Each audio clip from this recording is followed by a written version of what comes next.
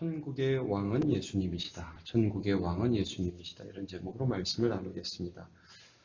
마태복음에서는 계속해서 예수님이 왕이심을 나타내고 있죠. 그래서 1장의 족보가 이렇게 쭉 나오고 하나님께서 구약에서 말씀하신 대로 어떻게 아브라함과 다윗의 자손으로 오시는가 하는 것들을 말씀하였다면 2장에서는 이제 헤롯과의 관계, 동방박사 뭐 이런 등장인물이 등장하면서 결국 예수님이 왜 나사렛에서 나중에 자랐지만 베들레헴에서 나셨는가 하는 것들을 쭉 이제 출생지를 통해서 보여주고 계시죠.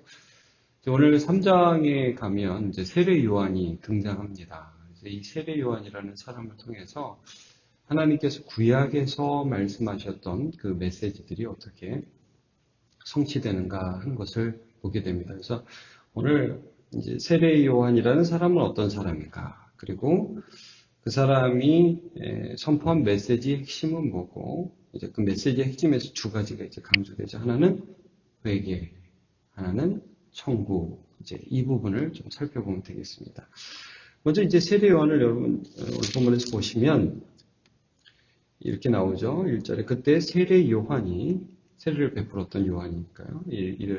이르러 유대 광야에서 전파하여 회개하라 천국이 가까이 왔느니라 하였으니 이렇게 말씀을 합니다. 이제 이 사람이 말씀을 전파한 곳이 광야입니다. 광야. 그래서 이 사람이 이제 연상시키는 사람이 누구냐 하면 엘리야라는 그 유대 북이스라엘의 선지자였죠. 그래서 하나님 그를 통해서 아합 가문과 이세벨을 이제 심판하시고 하나님 말씀을 전하는 그런 사람이었는데 이제 그 엘리야를 연상시키는 사역을 합니다. 엘리야가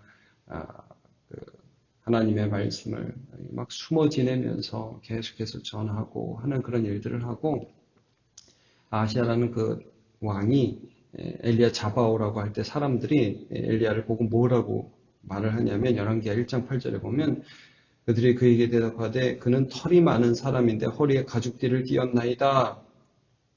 아니 왕이 이르되 그는 디셉 사람 엘리야로다. 이렇게 얘기를 하거든요. 여러분 4절을 보시면 이 요한은 낙타 털옷을 입고 허리에 가죽띠를 띠고 음식은 메뚜기와 석청이었더라. 그래서 이게 굉장히 일반 세상 사람들이 범접하기 힘든 그런 삶을 살아가면서 하나님의 말씀을 선포했어요. 근데 그 말씀을 선포했던 그의 모습이 이사야를 통해서 선포하신 말씀이라는 거죠. 3절을 보시면 그는 선지자 이사야를 통하여 말씀하신 자라 일렀으되 광야에 외치는 자의 소리가 있어 이르되 너희는 주의 길을 준비하라 그가 오실 길을 곱게 하라 하였느니라. 그러니까 이사야 40장 제가 이 부분을 좀 읽어드리겠습니다. 3절부터 보면 이사야 선지자를 통해서 하나님께서 이스라엘을 구원하시는 그 모습을 이렇게 예언적으로 표현합니다. 외치는 자의 소리요. 이르되 너희는 광야에서 여호와의 길을 예비하라. 사막에서 우리 하나님의 대로를 평탄하게 하라. 골짜기마다 도두어지며 산마다 언덕마다 낮아지며 고르지 아니한 곳이 평탄하게 되며 험한 곳이 평지가 될 것이요. 여호와의 영광이 나타나고 모든 육체가 그것을 함께 보리라. 이는 여호와의 입이 말씀하셨느니라. 지금 이 이사야를 통해서 하신 말씀이 뭐냐? 하나님께서 구원을 베푸시고 여호와께서 오신다 이거예요. 너희를 향해서 하나님이 오신다. 근데 외치는 자의 소리, 너는 광야에 있으면서 그가 오시는 그 길을 준비해라. 모든 사람이 여호와의 영광을 보리라. 모든 육체가 하나님 오시는 걸 볼 거야. 그러니까 너는 준비해. 외쳐. 그 외치는 내용이 뭡니까? 2절에 나오죠? 회개하라. 천국이 가까웠느니라. 여러분 여기서 이제 회개가 뭐고 천국이 뭐냐? 회개는 죄를 회개하는 거죠. 죄를 버리는 거죠. 그럼 천국은 뭡니까? 천국이라는 거는 지금 이제 마태복음의 천국이 굉장히 중요한 주제가 되고 누가복음에도 하나님 나라라는 동일한 주제로 이 천국이 나오는데 이게 뭐냐면요. 여러분 천국은 누가 왕이냐가 중요하죠. 왕이 누구냐가 중요한 거예요. 그러니까 하늘 나라잖아요. 하나님 나라잖아요. 나라에는 왕이 있잖아요. 지금 세상의 왕이 헤롯으로 지금 2장에 표현되어 있지 않습니까? 그런 세상의 왕이 아니라 하나님이 왕이 되어주시는 나라가 이제 온다 이겁니다. 예수님이 이 땅에 오셨어요. 이제 예수님이 사역을 하시게 됩니다. 그러니까 하나님이신 하나님의 아들이 이 땅에 오셔서 왕이 되어서 너희 가운데 오고 있다. 그분이 오셔서 다스리면 그 나라가 천국인 거죠. 천국. 하나님의 나라가 땅에 임한 것입니다. 그러니까 하나님이 지금 오고 계시다. 너네 뭐 할래? 회개래, 회개. 그분이 오시는데 그냥 살던 대로 죄만 짓고 살고 네가 하고 싶은 거 하고 살고 그러면 너는 천국이 임할 때 멸망한다 이거죠.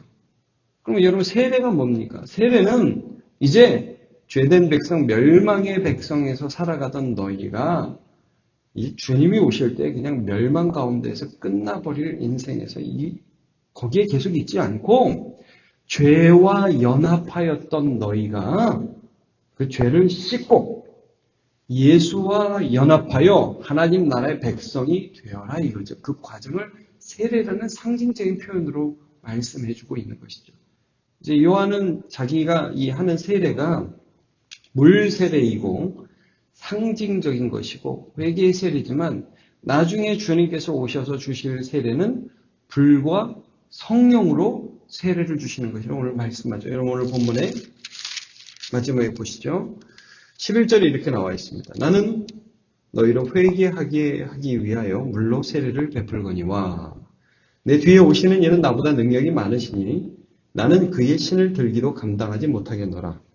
그는 성령과 불로 너희에게 세례를 베푸실 것이요 그랬습니다. 나는 물로 세례를 베푼다. 내가 주는 세례는 하나의 상징적인 것에 불과하다. 근데 나는 그의 신을 들기도 감당치 못한다. 이 종도 하지 않는 일, 이 유다 종도 하지 않는 이방 종이나 하는 그런 일들을 지금 비유로 말씀하며 나와 그분은 다르다. 나는 그냥 예배하는 자이고 그분은 왕이시다. 그분은 천국의 주인이시다. 그분이 오시는데 너희 이제 죄를 버리고 그분이 주는 성령과 불로 주는 세례를 진짜 받아서 하나님 나라의 백성이 되어야 하는 그런 시대가 도래했다. 나는 준비한다. 너네 이제 그분을 맞을 준비해라. 여기서 이제 그 세례가 무엇인지를 그 다음에 말씀을 하나의 예를 들어서 말씀하시는 게 뭡니까? 자, 5절, 6절을 보면 이때 예루살렘과 온 유대와 유다인강 사방에서 다 그에게 나왔습니다. 모든 백성들이 이 사람 다르다 이거죠. 이 사람 선지자가 끊어지고 하나님의 말씀이 끊어진 그 암흑과 같은 이 400년을 끝내면서 새로운 하나님의 말씀을 전하는 선지자 세례 요한이 나왔는데 하나님 우리를 돌아보시자 막 사람들이 나와서요. 6절에 자기들의 죄를 자복하고 제가 이런 죄인입니다라는 것을 회개하며 요단강에 가서 세례를 받습니다. 여러분 이런 과정을 거쳐서 예수님이 오신 것이죠. 세리와 죄인들이 예수 앞에서 회개하면서 예수님과 밥을 먹고 식사를 하고 사람들이 하나님을 소망하고 다윗의 자손 예수시여 나오고 그런 일들이 어떻게 가능합니까? 세례 요한을 통해서 하나님께서 준비시키신 것입니다. 근데 이런 가운데에서도 실제로 보시면 바리새인과 사두개인이 이렇게 나오죠. 세례 베푸는 대로 오는 것을 세례 요한이 봤습니다. 쫙 와서 이 사람들이 실제로 세례를 받으려고 온 것 같지는 않습니다. 조사하러 왔든지 좀 뭐 하는 거야. 그래서 이렇게 쭉 얼굴을 들이밀고서는 세례 베푸는 장소에 와가지고 구경을 했던 것 같아요. 세례 요한이 뭐라고 그럽니까? 이르되 독사의 자식들아. 속에서 뱀의 독을 뿜어내는 너희들아 하면서 그들을 신랄하게 비판하죠. 누가 너희를 가르쳐 임박한 진노를 피하라더니 너희가 그딴 식으로 살면 하나님 나라 천국이 임할 때 너희는 멸망해. 그래서 직선적으로 말씀을 선포합니다. 너네 회개에 합당한 열매를 맺고 자 이겁니다. 9절 속으로 마음속으로 아브라함이 우리 조상이라고 생각하지 말라. 이게 무슨 말씀입니까? 야, 뭐 세례 받아야 뭐 천국 백성 되냐? 나는 혈통이 아브라함 혈통이야. 우리식으로 말하면 이거. 야, 내가 그래도 교회에서 너희 어떤 위치인지 알아? 내가 목사야, 장로야, 권사야, 집사야. 내가 교회에서 한 게 얼마나 많은데 이게 무슨 나한테 뭐라고 그래? 너네 속으로 그렇게 내가 어떤 혈통이다, 내가 어떤 직분이다, 내가 뭘 했다, 이런 거 속으로 생각하면서 회개하지 않고 계속 죄 지으면 주님이 오실 때, 왕이 오실 때 너네 멸망한다 이거죠. 하나님이 능히 이 돌들로도 아브라함의 자손이 되게 하시되 너희들이 생각하는 그 자존심과 너희들이 생각하는 자기의라는 거 아무것도 아니야. 그럼 하나님이 돌들로도 만들 수 있어. 하나님의 일 뭐 너네가 아니면 못하실 거 하나 같으냐? 하나님이 아무것도 아닌 것들을 틀어서 하나님이 할 일들을 하셔. 너희들이 죄와 연합해 있으면서도 자존심을 가지고 살아가면 주님이 오실 때 너네는 멸망하는 거야. 그런데 죄를 버리고 참된 주 예수 그리스도께로 나아가는 회개를 하면 너희들 천국 백성이 되는 거야. 라고 지금 세례 요한이 증거하고 있습니다. 여러분, 이 말씀들을 통해서 결국 이제 세례 요한이 증거하는 건 예수님이죠. 이 마태복음의 지금 이제 초반부 우리가 보고 있어요. 3장까지. 왜 예수님이 구약에서 내내 말씀하셨던 그 하나님의 말씀을 성취하는 참다운 왕이시며 하늘에 하나님의 다스리는 그 하늘 나라가 이 땅에 임하게 하시며 우리를 영원한 천국으로 들어가게 하시는 왕이시라는 것들을 설명하고 있습니다. 우리가 이 땅에 살면서 이 주제는 간단하죠. 죄와 연합되어 있으면서 마음으로 교만하게 예수님 입으로만 그렇게 하면서 살아가면 멸망이라는 것이죠. 이제 도끼가 나무 뿌리에 놓였다 이거 아닙니까? 여기 지금 10절에 보면 도끼가 나무 뿌리에 놓였다. 멸망 바로 직전이다. 이 세상을 살아가는 게 이미 심판받았고 심판을 향해 달려가는 거다. 죽음이 너네는 심판이다. 그러니까 계속해서 이런 식으로 살면 너네는 죽을 수밖에 없다. 그러나 회개하며 왕이 오셔서 그분이 다스리는 천국이 임할 때 그분을 맞아들이면 너희는 산다 이거죠. 복음입니다. 고린도후서 6장 14절부터 15절을 보면 이런 말씀이 있습니다. 너희는 믿지 않는 자와 멍에를 함께 매지 말라. 여기서 믿지 않는 자와 멍에를 함께 하지 말라는 것은 믿지 않는 사람과 아무 일도 하지 말라 이런 말이 아니라 그들의 죄에 동참하지 말라는 그런 말씀입니다. 자, 의와 불법이 어찌 함께하며 빛과 어둠이 어찌 사귀며 그리스도와 벨리알이 어찌 조화되며 믿는 자와 믿지 않는 자가 어찌 상관하며 이런 말씀을 합니다. 그리스도와 벨리알이 어떻게 좋아하느냐. 예수를 믿는다고 하면서 어떻게 죄악의 구렁텅이 가운데 자기의 중심을 두고 살아갈 수 있겠느냐. 우리가 예수를 믿다가 죄를 지을 수 있죠. 그건 실수라고 그랬어요. 그걸 하려고 그러는데 내가 약해서 자꾸 넘어지는 거예요. 그럴 수 있습니다, 여러분. 그러나 작정하고 죄를 지으면 안 되죠. 우리가 이 땅에 살면서 여러분 죄와 연합한 자가 아니라 그리스도와 연합한 자로 살아가시기를 바랍니다. 영원한 천국 백성으로서 왕이신 예수님을 맞아들이고 죄와 결별하고 그게 세례죠. 예수와 연합하여 주를 따라 천국 백성으로 살아가는 저와 여러분 되시기를 예수님의 이름으로 축복합니다. 기도하겠습니다.